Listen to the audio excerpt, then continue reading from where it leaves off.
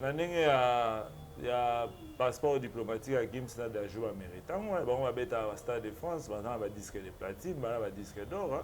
On va représenter valablement le drapeau du Congo dans le monde entier. Ça, c'est grave. On va mettre la musique internationale, on va ghettoté. Le rôle de on va mettre à dimanche.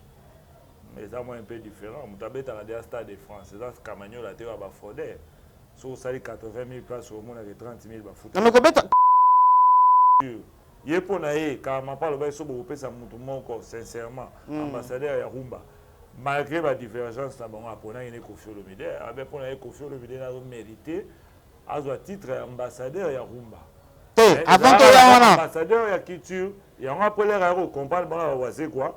Bazongi dans mon araï. Avant que comment la fin est remplie. Ce qui taboulay. Papa Taboulay, na le Tumba, papa le Tumba va Zalaka. Quand on sort un classement, on voit Taboulay, on voit papa le Tumba, on voit Kofi. Voilà. On est d'accord avec Zouango. Parce que papa Taboulay, na papa Simaro va être suffisante. Qui, au hasard la discothèque est plein rempli, na la disque, na ba nse beaucoup le Kofi. Et ça va débat mobo, ba ta deux albums, na ba ta trois albums, ni ba ça ba débat là. Kofi a sali trop la monde de la musique à Congo. La génération, la troisième génération, la première, comme la bêta Olympia Zénith, merci. La bêta, on va faire papa, ouais, sans polémique, dans le lobby, la bêta, on va faire ça. Quand on parle d'animé, il y a un ambassadeur, moi, Rumba, va payer ça, ouais, c'est quoi animé, au moins, on a des bâtiments Wenge. On a habité, les deux Wenge. Banane, on se voit au bois, ma camoire. La sonne dans le Bamarambo, depuis la botte là, il poste, voilà. Hein? Mutango to komone kima mezo ya lemba ya zwara mazwara te alukana no ya beta na babar a connaître au beta na babar c'est la Vodacom à sala mamba Vodacom parce que quand on dit quand so va payer ça mutu moko voilà ministère ya Congo dans 24 albums ministère ya bana wemba de 78 si le lot a beta la 66 ko faire comme la 66 ans. Conflit. Ils ont privé à Bango et Wenge. Ils ont conflit. Si on a un conflit, en tout cas, vous pouvez mon passeport. Même Taboulé, mais vous reconnaissez que Kofi a un conflit parce qu'il y a tout le musicien. Il y a un musicien. Est-ce que vous avez passé pas Changa BBC Kabeta, Brigade à Bouaka Kimsa, on a scellé. Mais c'est le bas sur la belle Kofi. Excusez-moi, mais la lobby. À Kimsa, c'est la maison mère. Ah, ministère. Azo a ministère va se quoi te? Bah béton ok ce n'était. Ouais, ça va débattre. Et ça débattre. 22 merza na pas taboulay. À ça la frisa ma pas luambo. Ma rolonga donner rolonga ok pas beau. Et bandi le lota. Et ça y est. Ce côté on a ba no ba botami lelo, ba tous la monti ba comme on a 20 ans, ba comme un musicien. Il y a Azo a ministère faire été. Azo a ministère la cause était. Azo a ministère JDT. Azo a ministère c'est le ok ce n'était. Ouais, ce qu'on confie en niveau. Merci Jésus-Christ, l'abattoir d'amour. Vraiment, quand il m'a causé au capote, pour la vie à moto, et ça va sauver, et ça va m'atter.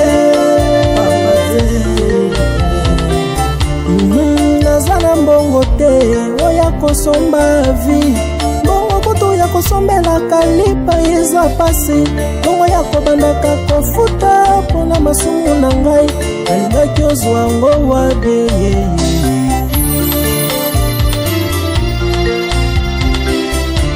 ngabeza na mbongo te oya kosomba vi mbongo kutu ya kosalela provision kotia na ndako pasi Kongo ya kobandaka kofuta pona masumu na ngai alingaki ozwa ngo wade nasombaka ntaba mobimba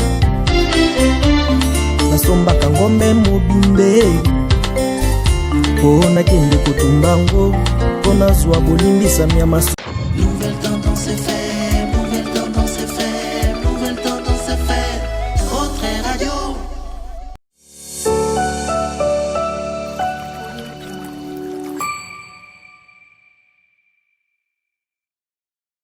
Grande causerie, mesdames et messieurs, très heureux de nous retrouver encore une fois pour les comptes de votre émission Grande causerie. Lélo, Tokobeta vraiment masolo ya trop bien, masolo ya bien. Les autres tokobeta vraiment masolo, tokobeta masolo ya politique, tokobeta masolo ya culture congolaise, tokobeta masolo ya musique, tokobeta vraiment masolo ya théâtre. Donc dans l'ensemble, nous allons prendre la culture.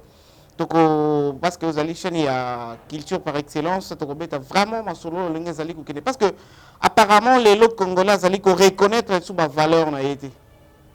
Eux ils allaient constant on a donné na sali personnellement que biso ba imboka biso ba na Congo tous allaient reconnaître sous ma valeur na bisoté. Donc ce n'est pas que ngana so reconnaître valeur ya moninga te, non, valeur na ngamoko donabo. C'est comme si biso ba Congolais tous allaient sous na ba reconnaissance ya ba valeur na bisoté. Comment ça fait-il mutu balobi que mutu wana na makambo azali kosala na makambo ya sala makambo ya kosala a mérité loko wana, mais apparemment ba doute komi kokota na mutu wana ye moko.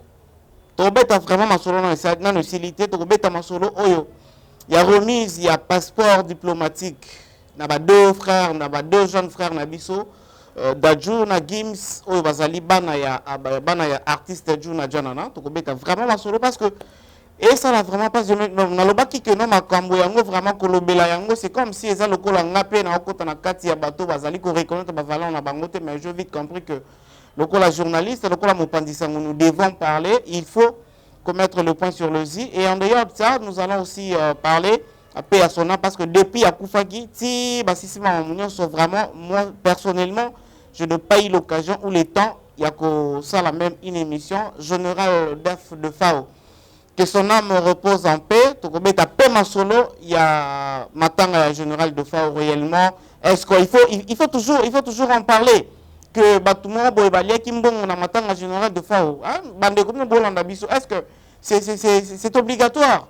Tobeta ma solo, Makambu au Général de FAO a sala na carrière na ye, Makambu au Falaki a sa na carrière na bien, il faut Tobeta ma solo que Batumoko boye ton de cité ba comme que non, sœur boye, mère boye, frère boye, tonton boye. Baliaki matanga na baliaki mbongo na matanga ya Général de FAO. En tout cas, moi personnellement, je ne trouve pas l'importance ya kolobela yango. Alors, quant à vous, ba téléspectateurs, quant à vous, ba abonnés na biso, bozana posapé ya ko ke biso to lobela pe makamunyo so pona ko servir bino par rapport à musala tuza ko sala. Peut-être yango ne toye liboso. Et aujourd'hui, remise, soit remise, il y a passeport diplomatique na monsieur l'ambassadeur Kofi Olomide à Gbepa. Les lois commis le col à sujet à mon cri. Tous allez comprendre que comité n'a pas comédien. C'est-à-dire que non Kofi parce que bah maître Gims n'a d'adjout tant que qui passeport wana. Bah oui, bah lobela qui yango peut-être tout le monde qui yango tie comme atina ba niveau. Il y a c'est manqué là-bas na bangote. Mais les autres comprennent que Kofi Olomide qui est aujourd'hui ambassadeur à la culture congolaise, qui est aujourd'hui au Azali Lelo Azali Lelo na maboko na passeport diplomatique. Tout le monde y a na ba comédie et tout. Alors tout mais un peu quoi analyser, mettre un peu les points sur le Z. Est-ce que il faut kaka makamwana ça la mato il faut kaya yango ça la maté aussi polémique par rapport à Wiranson, frère Naïpe Kofi Olomide. Est-ce que réellement Wiranson, le roi de la forêt, Azali formateur, est-ce que réellement un artiste, un musicien, ou Azali président et orchestre, à Koki Kozwa, un jeune, à un orchestre Naïpe a ses formations, ou bien à Koki encadré? Donc ce sont des choses que nous allons parler tout au long de notre émission, parce qu'on invité Nabiso, c'est Azali analyste. Également, c'est un musicien. Avec lui, nous allons parler sur beaucoup de choses concernées culture congolaise. Laissez-moi dire un grand merci à Batouba Soutenara, toujours Dona Condé, de loin et de près. Tozalaki naye, Tozalaka naye, na téléphone, Benangonganyoso. Lui, c'est Dada Maingi, dit le véritable et l'unique tour d'Europe, mon vieux. Vraiment, merci pour notre conseiller privé, personnel, Dada Maingi dit le véritable électeur d'Europe, merci beaucoup. Sans oublier Paul Ventouré. Paul Ventouré, il est vieil à Palais. Il est donc vieil à Palais, conseiller à Palais. Paul Ventouré, Motomako, très bien depuis Bundes, na pisio Bambo Tebele. En tout cas, Boza, Batu Obo Soutenaka, émission Nabino, grande causerie. Oyo et tout chaka, Makamunyo so. Mais toujours, Bolandara, toujours pouvoir, il y a peuple. pouvoir ya peuple alliance to ayaka kolakisa ba mécontentement naie par rapport à la politique ya congolaise ali kotambusama. Voilà. Nous allons aussi parler de notre frère parce que nous devons aussi soutenir la culture congolaise parce que lelo ceux qui ont kendet na bamboka ka ba Côte d'Ivoire so lobi kena ozali ndeko ya Koffi Olomide bako considérer yo vraiment makasi. OK na bamboka ko ba Nigeria so lobi kena oza frère ya Ferregola ya Fally Ipupa. Donc nous devons vraiment soutenir la culture congolaise également. Les musiciens et les comédiens, nous devons soutenir toujours Bango. Et nous allons aussi faire un tour chez notre frère bébé Kero Kérosène. Bongo, ancien animateur, il y a un groupe Quartier Latin international, il y a Koffi Olomide aujourd'hui, il a son orchestre, il a mis sur le marché des disques un générique intitulé Maman Mongala, vraiment. Coup de chapeau à toi, l'artiste Kérosène, Maman Mongala, vraiment, nous allons consommer en gros, nous allons bêta par-ci par-là, et tout au long de cette émission, nous allons aussi parler de ça. Voilà. Notre invité s'appelle Héritier Mambweni alias Olomide, Héritier Olomide, à Beta Kipé, à Salakpe, concert quelque part, tout bêta vraiment solo naïe, Salakpe, à grande ligne, on a Pessibino, nous allons développer ensemble naïe. Héritier Mambweni Olomide. Bonjour, Boni. Merci, merci pour cette émission. Tout ça, analyse sur tous les points. Ma proposition sur le bas Mikolo sur l'actualité musicale et culturelle. Merci. On dit que ça, c'est moi Mikolo Belé. On était sur la plateforme Nouvelle Tendance. Problème ni nous Bela qui, au Kima qui va précieux, à qui m'a trop, au chrétien qui va kanisa qui est en train. Au Kansanga, t'es parce que n'aime pas le bar. Le bar était comme un fou. Parce que on a ok, c'est déjà qu'il y a un fou du roi. Il faut comprendre que baada ya mtalibo mwana mwana orchestre ngalo bamambo ezana nzela na sala ba dérapage c'était inutile. Héritier directement to côté directement dans cette émission na biso ndenge na utapé ça la grande ligne to beta lisolo mukona lelo depuis le général de Fao akufaki ngai na yo to zo ki tenter ya kozana plateau moko pona ko meka un peu ko regretter ko ça la moi un peu bas point sur le si par rapport à liwa général de Fao. Déjà Tomonaki, grand prêtre général de Fao, Azakenaki tourné, Namboka Libanda, et Salaki que Malais c'est soit qui est, soupçon Bimaki déjà que non, Salaki toute une journée, Bimaki Libanda, après quelques jours, Toyo Kageno général à Koufi, déjà Koufa, pe Nenge obstacle Salamaki, programme Nyosone Salamaki, Marmoutou, Matangane Kendeli. En un seul mot, parce que tu peux traîner quand on a été en un seul mot, qu'est-ce que tu peux faire comme analyse par rapport à Nenge Congolais à l'élite général de Fao, Namboka. Général de Fao, ancien musicien dans Somme Ouest, qui sent tout. À côté de Gans, Nouakou a intégré Shockstar en 1983. En 1991, il a créé Big Star. Il a reçu Kabossé. Kabossé, Azara jeune moi, Azara qui sent tout. C'est grâce à des forts de Kabossé Makinois. Voilà. À Juba Montana, des blés. Mais je regretté quand ma casse n'a pas d'effort parce que le bateau a $25 000. Et là, on a aussi un gouverneur qui a le roi Matanga. Comme maman, Bandeko Baza, il faut bien Bandeko. Pour $25 000, on est dans un bateau. Bah contribuer, bah 5 000 à transport, bah bête on peut concerter. Boyoki bah Congo est tangami. Et tant que biso bah Congo parce que des fois dans de la Congo, parce que vie on a été très bien. A une famille dans bien, de A à Z. En tout cas, on a souvent l'andaï. Oh. C'est comme moi, tu as posé ma mission à Bisso Balandaï qui n'est habitué d'attendre qu'on a écouté qu'il y a plus. Balandaï comme ça, Bisso peut on a relève un bon matin parce que Bango, ils ont mauvaise foi. Bobi si bon moment bo famille les ali, bo zu amno bon bo kabo la no kuna 1000, o kuna 1000, o kuna 500, o kuna mandalo bo ngana zo na 500 na éviter passer hôtel. Voici quoi le bas on a réduit à soigner bof comme il réduit à l'ingobimsa mosanto mais comme les bimio on a dossier on a adieu salemba au batanga chaka Congo ils a participé mawa hein mambo salami adieu salemba na ebiga za na France mazonga de bazonga qui na souci na ebte soit un problème papier so pending nini bof président imiko on sala nini na ebte personne za na caisse pour vous mon maman 25 000 francs adieu salemba Congo tanga $25 000. Ouais. Voilà. Et Zali et Loko peut-être il y a que soutenir tes, vous allez contre que non bon il y a matin parce que artiste les longs d'accord l'artiste est bien que les caméras artistes azati parce que les autres journalistes à Koufim Badou a les là est bien et ça va banning les journalistes. Alors voir que un artiste, les artistes au Basali peut-être il y a peut-être un bon un artiste, ce n'est pas quelque chose à encourager, mais ce qui peut être réellement balia qui mbongo. Maintenant il y a les gamabé. Et comme maintenant les gars qui n'ont bien du début à la fin il y a programme sur les gars qui n'ont bien. Balia ce n'est que normal les qui n'ont bien arrêté. Bon oui bimai liboso un bon ministère à culture, na premier ministre Samba Luko de la présidence. O ya gouverneur a pesaki. Et ça qui est destiné à la famille. Bango ba va dévier yango. Na makambo na bango no mbongo transport. Na ebité pour na wazi ko pour na obeta na matanga mutu. Transport ekutaka combien? Faut ça quand même na muté malamu. Bango nyonso bazili mbongo na si réellement bazwa en tout cas bakisi millions ça ba Congo na batam fumu des fois za mona ki santu ba benda bango nyonso ba ke ko pema comme ça moi bizalelo na mabe ba komo no se tanga miona bizalelo na mabe et si là bango peut pas si là c'est mieux.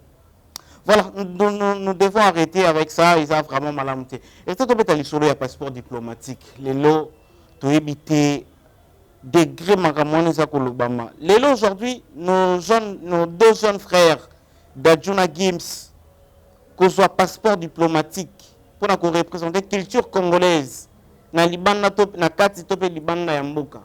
Ba frère na biso na ba mérité passeport wana to ba mérité yangote. Bof, il y a passeport diplomatique à Gims na d'ajou américain. On va mettre à Stade de France, on va disque de platine, on va disque d'or. Parce que représenter valablement le drapeau à Congo dans le monde entier. Ça te grave, parce que la musique internationale, on va ghettoté. Le rôle de la musique arabe dimanche. Mais c'est un peu différent. On va mettre à Stade de France. C'est ça que Camagno a été à Bafodé. Sur 80 000 places au monde avec 30 000 bafoutés. Non mais combien de musique dans le Stade de France, c'est bien, c'est bête, c'est bien. Mais est-ce que la musique va bête dans le Stade de France ou non? Est-ce que Bayemba va na Lingala, Bayemba na Chiluba, Bayemba? Parce que culture, ça fait partie même à la langue, na biso quand vous les vendez à l'extérieur. So ba pesa ba ambassadeur ya Rumba. Et là on est salé et ça est moi confusion et on est carrément pas le bagui non à regretter qui. Mais il n'a pas à vérifier l'information té. Voilà. Les ari ambassadeur ya culture. Il pour naé carrément pas le bagui so bo pesa mutu moko sincèrement ambassadeur ya Rumba. Malgré la divergence na bango apona ine Koffi Olomide, avec pour naé Koffi Olomide na mérité à titre ambassadeur ya Rumba. Avant que la ambassadeur ya culture, il y a un appel à comprendre bon c'est quoi. Bazongi na mon rail. Avant que comme na Koffi comme ambassadeur ya culture to pe ya Rumba. Bon, aujourd'hui sur lobby que non oui, baza ko défendre Gims Ndadju baza ko défendre musique bien na Libanda et tout. Alors bato ko ba lokwa kanza. Oto yebi que lokwa kanza c'est un international musicien congolais international. Et pourquoi pas peut-être sauter ba lokwa mbala moko de kende mbala mona bato ba contribuer vraiment na musique pour na ko valoriser pas ta langue nationale na biso. Mais le Wakanza so go talibé azara mingi basé en Europe. Il est pas au soin là tourner ya et c'est pas président ça so. Pourquoi pas commencer par lui? Conseiller na azana azape muta culture. Azama muta fani pe na poto ayo rapper musique le la biso azape na bateau staff na décidaki to ko boya ngote tout ça va représenter le roi Balembo le joie. Et ça mambo ya pesi bango to ndimango. Ba ope ba suite ba souffrir nanu ba zela ata la bango ya so. Parce que bato ba regretter. Bato ba bunda pe trop pour que non musique en pe lele ko ma pesi ke kon ba le la que non pourquoi ba sauter bango et puis ba kemba mo pour na ba Dadju na ba Gims. Banane on est. Non, les musiciens congolais et belé bazali ko regretter. Pour musu ba beta asuster. Banane. Ba voyage raté autant même pas 5 voyages na nemo. Bazane basé localement na concert à dimanche à Champagne ba soit à Betika la ville voilà quelques clubs d'amis ba yota la camarade na ba. Voilà. Alors neke ba Gims Ndadju bazu passeport diplomatique. Bon, to c'est la nini culture congolaise c'est la nini na bango parce que lelo comme ba représentant officiel il y a ba congolais. Lelo to c'est la nini na culture en na musique en to c'est la nini pas na bango. En retour, c'est la bonne musique, c'est la ba trophée. Net il confie sur 4 trophées la 2002. Mon route et ça va attirer là représentant la mission à honoraire Raïs Kabanga à l'époque. Na butu moko a soit 4 trophées en Afrique du Sud na centre. Voilà on a bien en Afrique du Sud. A soit 4 trophées, alors va bien un bon français, alors va bien en anglais. À ça la barrière d'autographe. Voilà.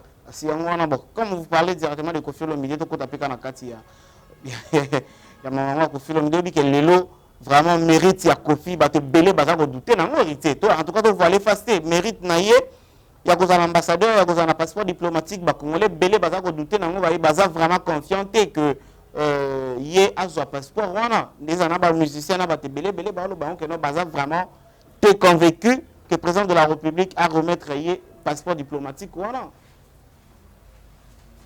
Le karma pas l'air animé d'ailleurs pour l'ambassadeur moi Rumba va payer oise quoi animé en au monde a débat moi wenge na habité les deux wenge banana on souba boya makamwa Jean Goubala boya kiango il y a ça des candidats malheureux à députation et ça problème té mais azan musicien mais il y a boya ngabiso za ki yem dada ko remettre il y a soit députation dans le bamambo té depuis ba boto là poste wana hein mutango to komone ki ma mezo ya lemba il y a zoara mazwara té il y a des babar à connaître la babar c'est la Vodacom à ça la mamba Vodacom parce que quand on dit quand ça va payer ça mutumongo voilà ministère a Congo dans 24 albums ministère a maintenant de 78 si les lots à bête à la 66 qu'on fait comme la 66 ans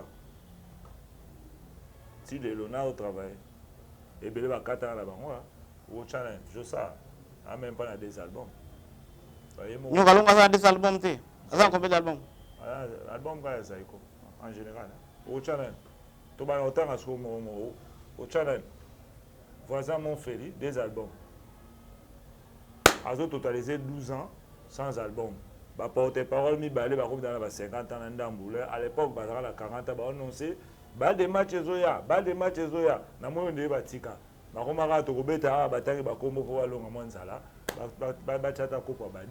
Mais les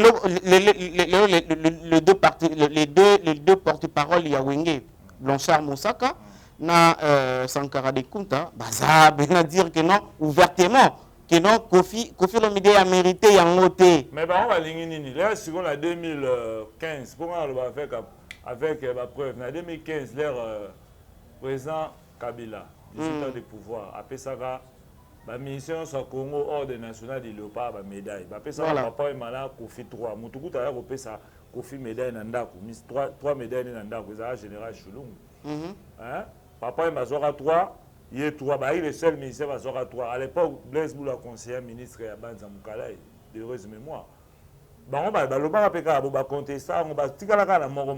Si les gens vont la mort, c'est changé. Là, on va faire ça 3, il y a sous les débats, on va nous a payé le lobby, on a salabo, on a stade.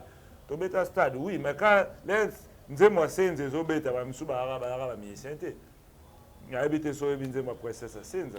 Minyo kolonzo toboe, Senza malou Senza. Oh, moninyo komaze kolela lelaka, yomoko na katia butue, Natala. Naipe na sala kaseboe na tango langa na zuwa eloko te habité mais Wenge tokende pe tozonga Wenge pe baza ko mériter passeport diplomatique voilà parce que lelo à terme peut-être ya ba succès o ba Wenge ndenge basala lelo ndeti ko kabona ba Wenge to mona ba famille pe kabona ba kufa ba bomana mais ba Kofi Olomide asala peut-être ba succès ndenge wana te ça mino holo ba succès ndenge parce que banze mo lwa ngobila et englober tous les deux Wenge ala ba robeta nze mo lwa texte lwa ngobila te ba texte lwa ba mbabula ozomona lwa faire na nze mo mo na orchestre auta ba sero ba sota ka miranda yo so mona miranda ko muta sota ngoma miranda to sala ka zanda ba sote ka est-ce que ni ça test bongo na ba quartier na te ko kota te.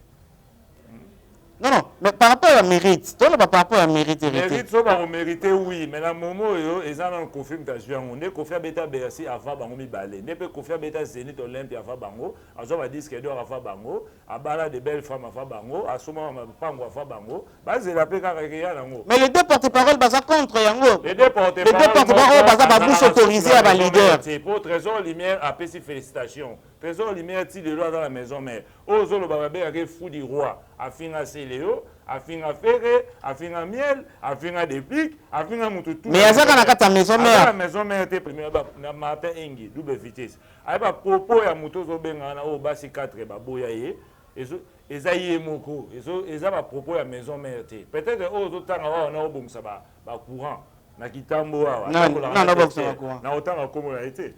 Pour ça, on peut s'installer à l'immeuble qui tourne aussi, qui s'en va au Kansaï. Nan Sankara. Na kotanga komo na été. Mosaka. Papa, na kotanga komo na été, ça dans plus de 50 ans. Faut le rappeler Moussa sala. Non, ceux qui le l'ont quand revendiqué. Tes parents sont comme na 53, 54 tika. Lukato ça a album. Pour tout le monde fait titi il faudra arriver à musicien te ça album. Yeba le baka komara, comment la soki, a komela nani chef d'orchestre à quartier la tête cara, pas ko sabino. J'aime éternellement. Ah bah là comment ba chanter ça. Ce qu'on a sonné bimi le parce que bon va revendiquer et dire que notre film n'a pas mérité d'avoir cette otambola bandaka batu ko luka otambola tester ozo sa kuwa ona ba mikelo ba mo so sa surface na net tuti. Pour installation ndaka ko ngote. Te wana za mama courant a tobeta no mama musique. A tobeta no mama musique. Mama musique. Ah, tobeta mama musique. Mérite. Oyo Koffi Olomide, président de la République, va remettre un passeport diplomatique. Les deux porte-parole, il y a les deux Wenge Balobi, Koffi a mérité un côté parce que Azali problématique. Koffi va passer exemple, Koffi a Kokako Sangisa raté, JBT, papa et bon, paix à son âme, Ferreté, Falité. Bon, Batangi Bakuma Batona, Koffi a sur bien à Bangote. Comment une telle personne a qui est l'ambassadeur et Batona, cependant qu'il y a sur la Bangote, Azar conflictuel. Au moins, les classes, la vie, moi, ils ont bien. Les Batona, Balotangi, en tout cas, excusez moi, Badava politique. Mambaro, Baba, maîtrisant bien. Parce que Koffi est à la présidence du ministère, ils ont mis côté. Quand on dit union des ministères congolais, tout a dit au salaire, maintenant, on rassemble. Président Ferki, ça sera la Sokoda, Boébi suite, on a Jossa, il y a l'intérim. Le président Jossa, la souga, on a dit Chakota Makala, ou ils ont confié, ils ont confié, ils ont profité. Au bas de bon, on a les 25 000, comment qu'on fait dans la quantité.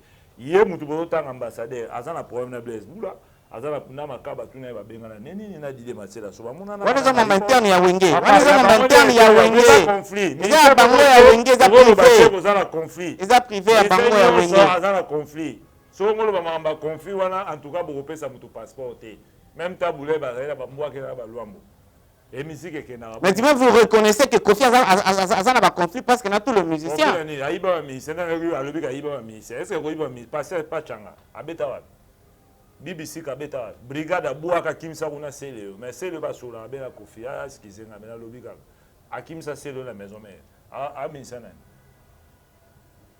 Azo Minsa was a quoi? Babeta en caisse n'était. Ouais, vous avez débattu.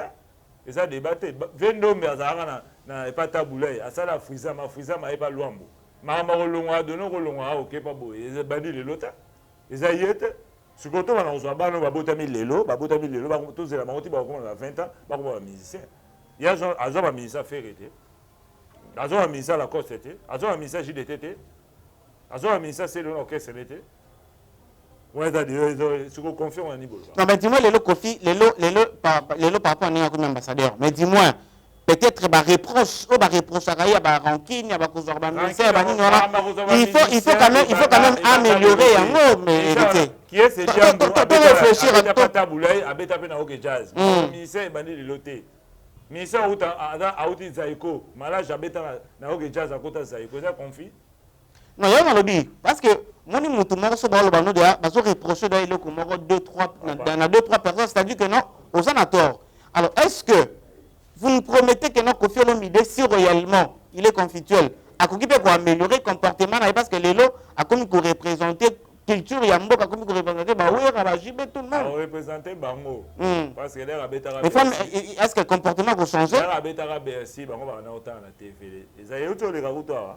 19 février 2000. Agenala Bakusa, Gibson, na faux chanteur ou Moussou, Jeff Fong. À à l'époque, na BSI, Bagébeta, Bagémbabof. Premier artiste africain à BSI. Deuxième, Azana peut plein et Simanango. Il y a mis ça à Salampiaka, vous avez 6 000 places. Le autant à Bakuma, mais vous avez 5 personnes à BSI. Est-ce que, le titre qui est ambassadeur, vous devez continuer avec ces polémiques qui a toujours qui là, vous continuez avec la polémique qui a JBT,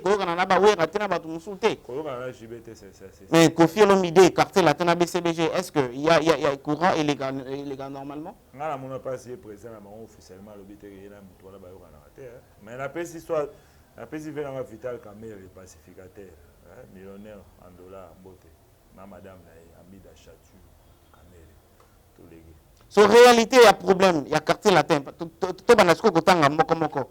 réalité ya problème ya quartier latin na maison mère ezalaka nini T'as pas dans problème temps. Kofi a parmi bateau ba idara wera l'air abana mouvement na ye. Pour wera l'air abana mouvement na ye.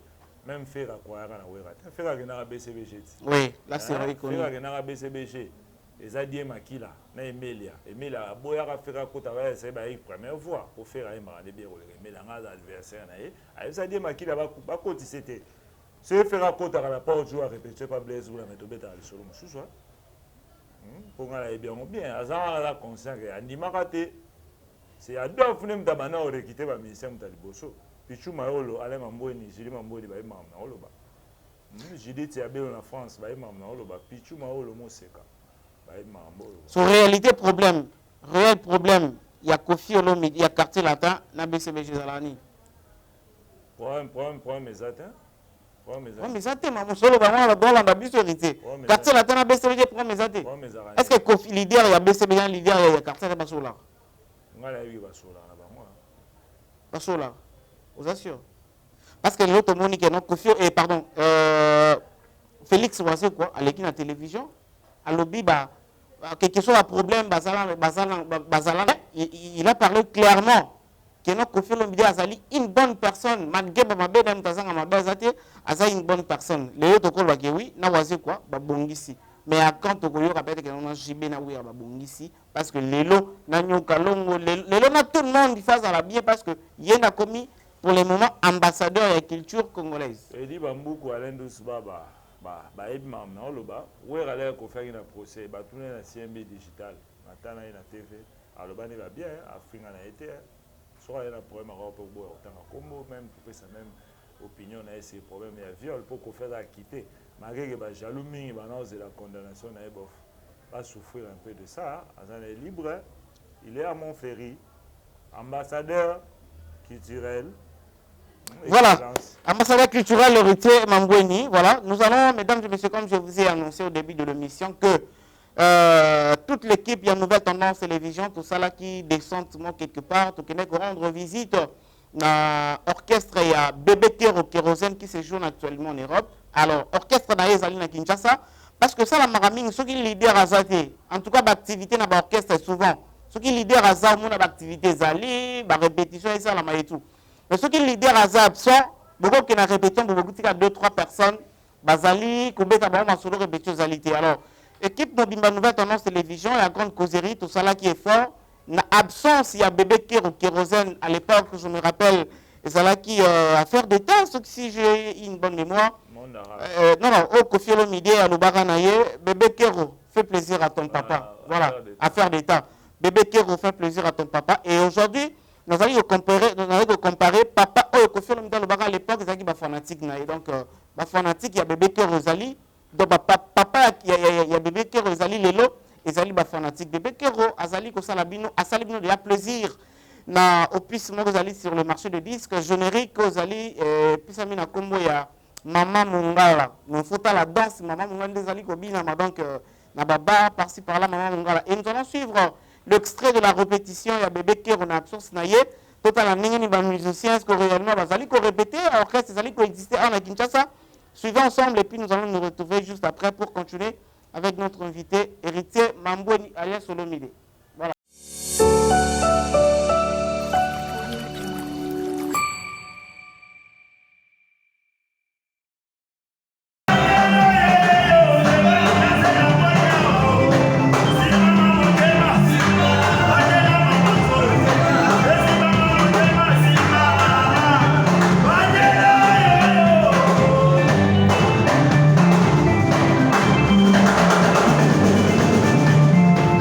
Yeah.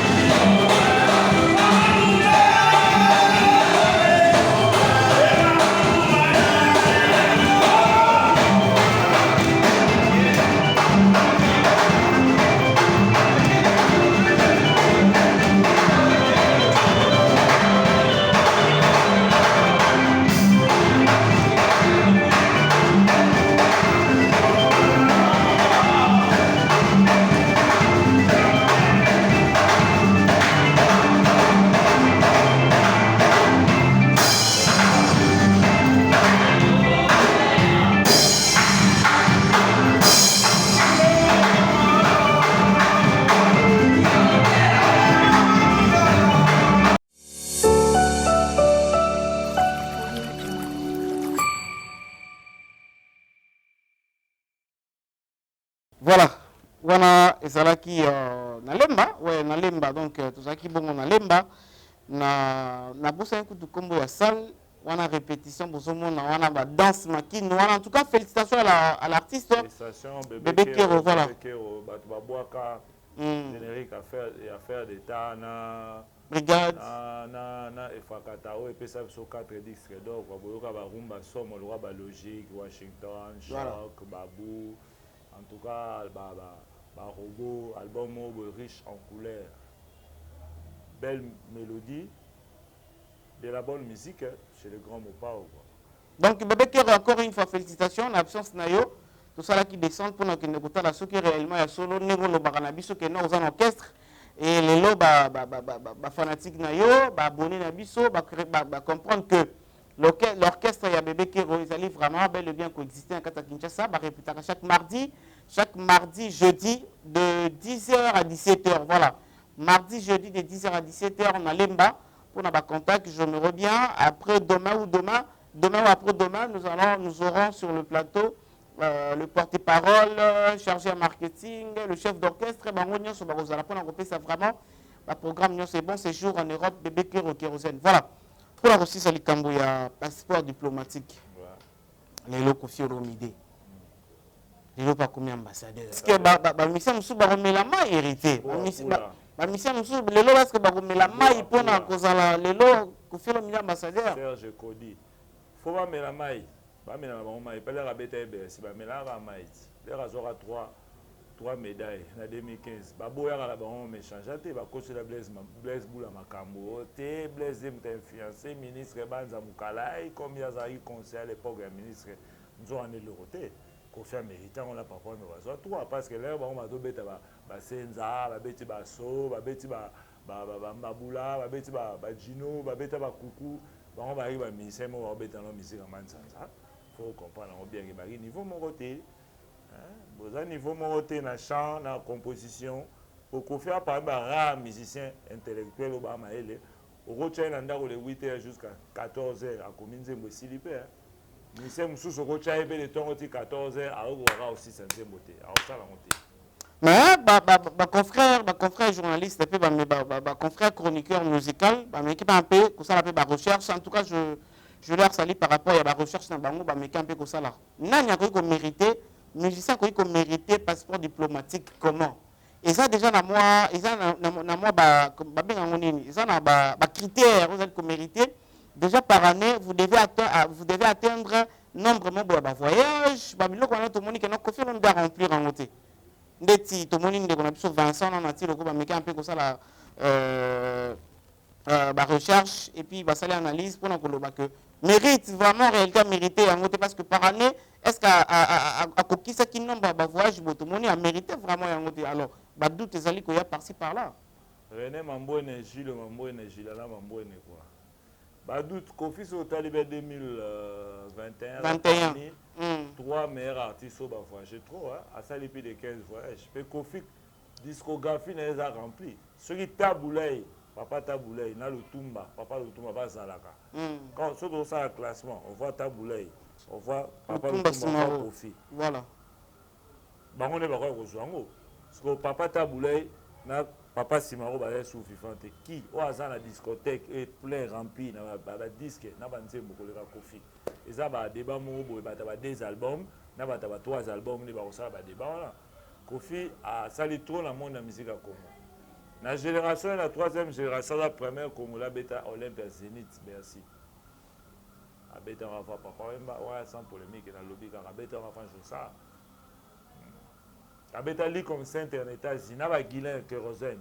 Voilà. Abetali États-Unis, ça a 10 000 places.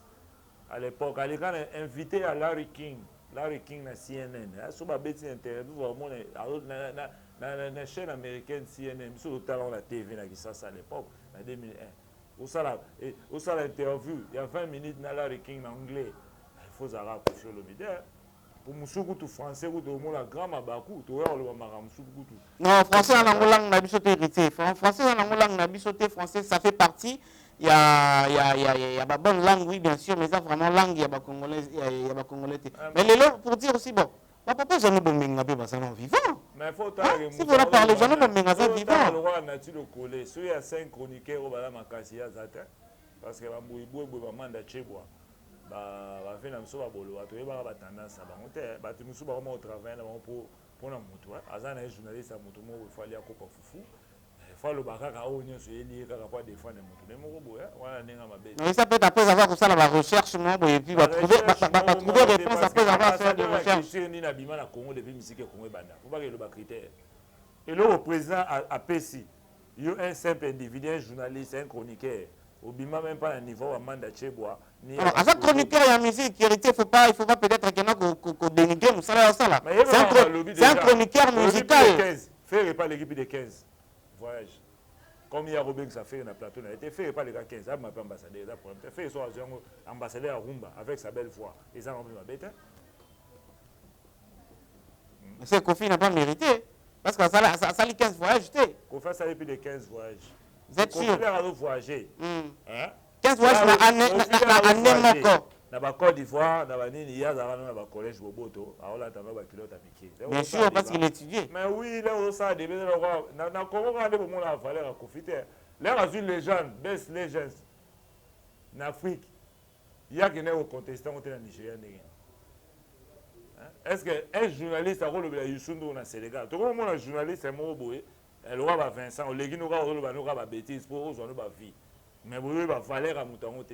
Qu'on fait bêtise à Togo, président Togo aye, à bêtise à Guinée, Alpha Conde aye, à bêtise à Malawi, bah image que ça non. Président Malawi aye, à bêtise à Centrafrique, président Centrafrique aye, bah qu'il a fait spam à la maison mère en 2015, bah qu'il a fait spam.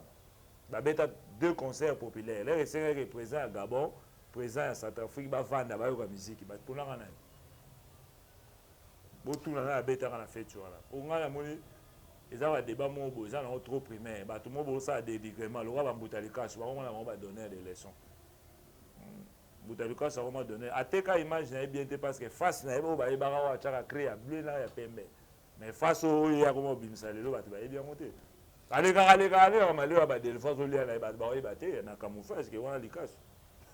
voilà, nous sommes toujours en train de soutenir la culture congolaise. Mesdames et messieurs, Lelo, Nandenge ya musique ya Congo, tant que ça beta lisolo, il a fait rigolo parce qu'il voyage trop. Tant que beta lisolo, il fallait pour par rapport à la production puis à la tournée. En tout cas, il faut que ça Congo hérité Watanabe. Bravo l'artiste hérité Watanabe a sali tourner mon corps.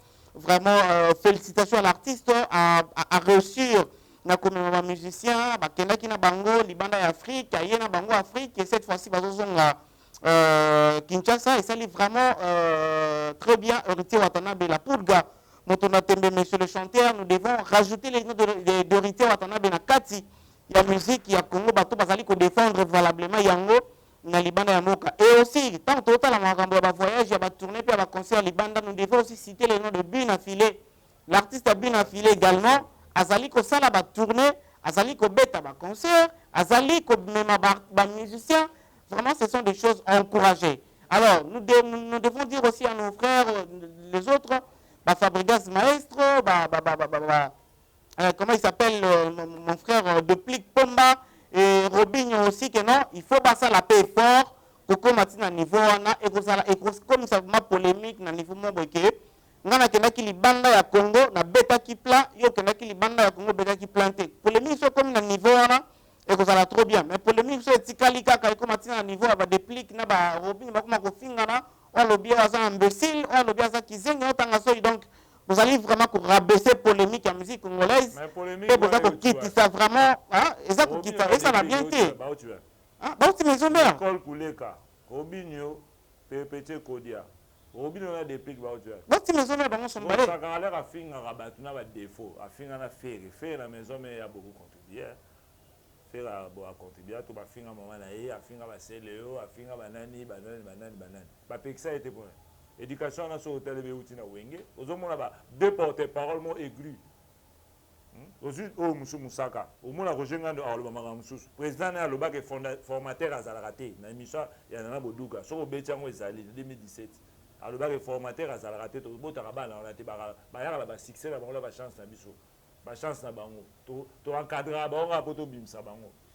Il y a une émission on dîner. Si vous contredire le président, nous avons beaucoup la radio. Parce que les Camerounais, il y a des formes, il y a des formes que les formateurs, ils appellent comme ça sous vraiment polémique makasi Koffi Olomide lobby formateur azala raté on a que le rat de la forêt te dit que nous les grands formateurs bane baza ko komisa que non baza ba formateur bien alors un leader à cause de la formateur ya ba ministère na été ba musicien ko Suzuki ya na fois na la quartier la terre Suzuki a na fois na Modogo a na fois na Willy Bula a na fois na Babe a des grands chanteurs na quartier la terre Eric Touti da mutu na PC Mbote a des grands chanteurs Sam Chitu ko ta président ko fait un cadre ba somo ba ba chakula yemo ba un cadre ba former ba honte JDT a Otava El Paris les ramba Londende Bamba wala za banini ba 93 déjà a beta de disque na ebité andimi on rapport à bomba ka fait na la course ngana eba la course na PC Mbota ebi o ngana so na président s'il vous plaît la gamme nzembo le roi voyage ba travailler na la course à l'époque déjà la course a eba de 93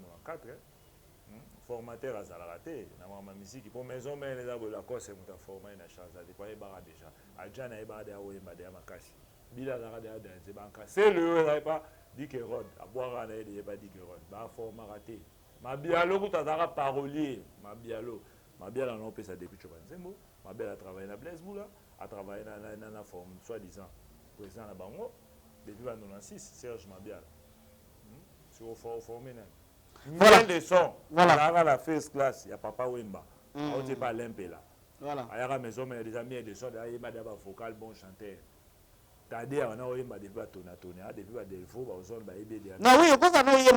quand tu viens quelque part, déjà, façon grave, mais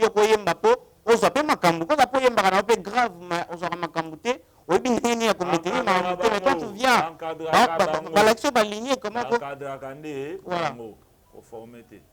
la formation d'encadrement, ils ont augmenté. Voilà, tout ça que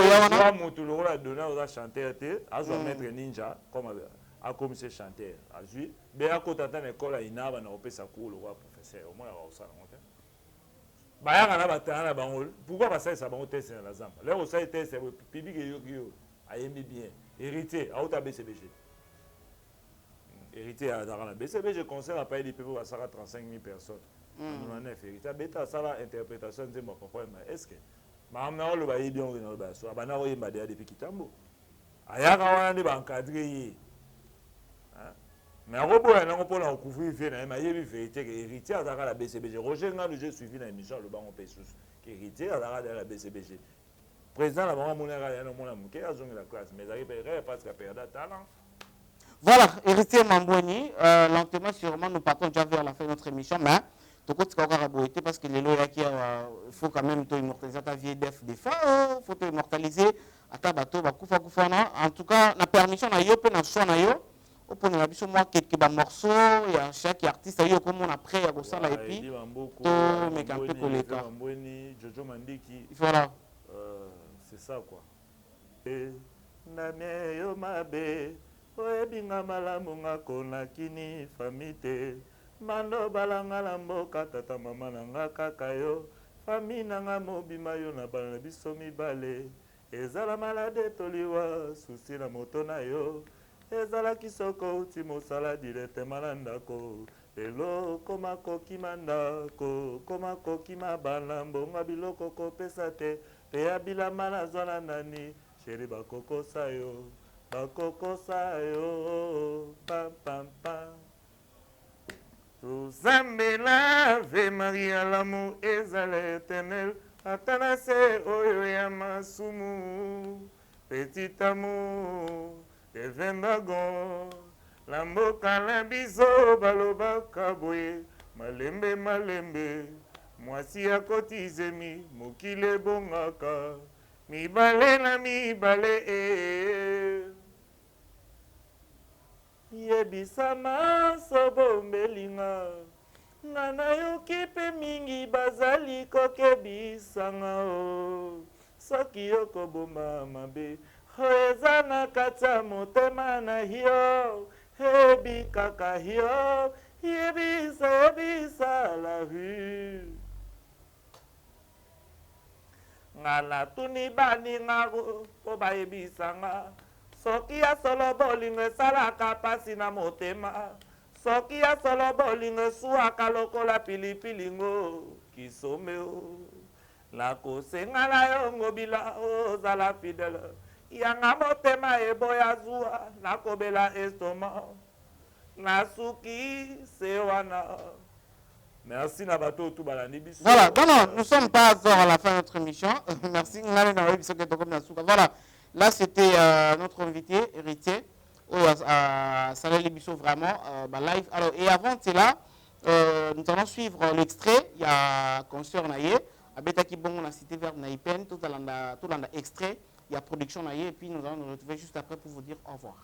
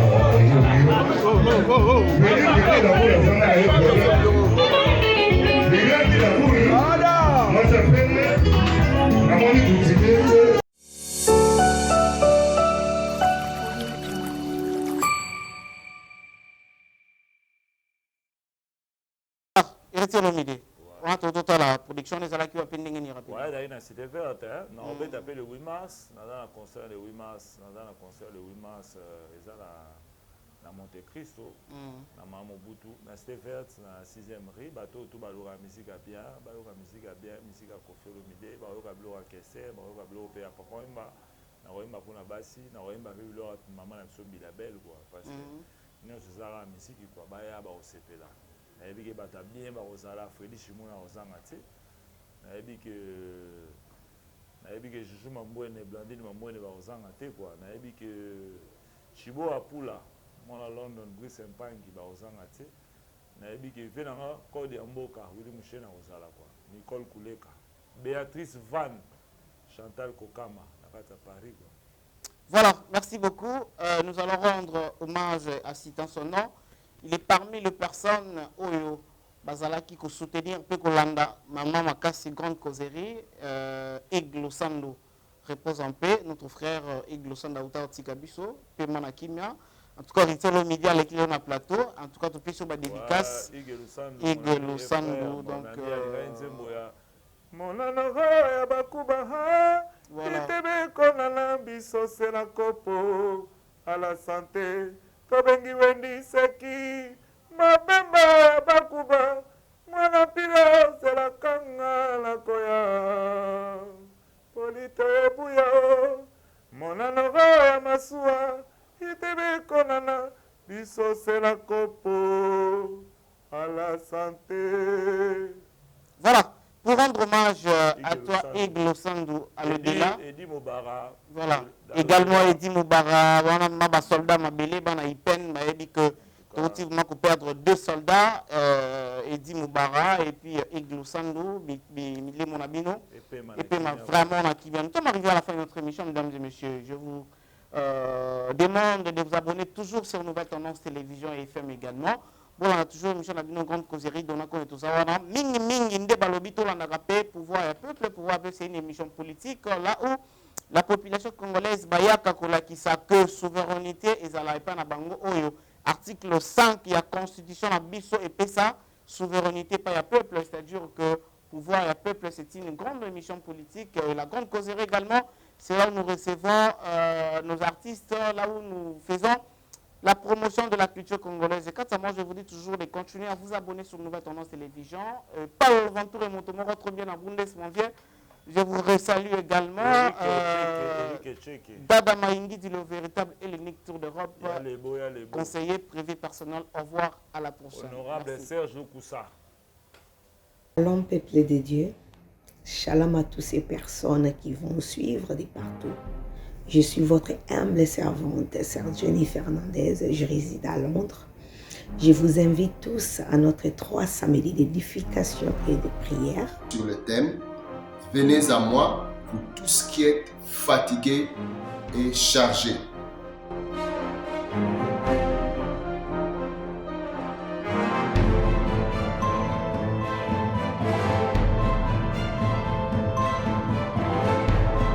Le programme se tiendra tous les samedis du mois de février. Retenez les dates, les samedis 12, 19 et 26 février à partir de 18h30 heure de Londres ou 19h30 heure de Paris. Ce sera en live sur la page Sœur Jenny Fernandez Gospel Singer. Que Dieu vous bénisse. Et j'espère que Dieu est au rendez-vous. Vous serez tous bénis. Invitez les autres. N'oubliez pas d'inviter. Et Dieu est au rendez-vous. Alléluia. Que Dieu vous bénisse.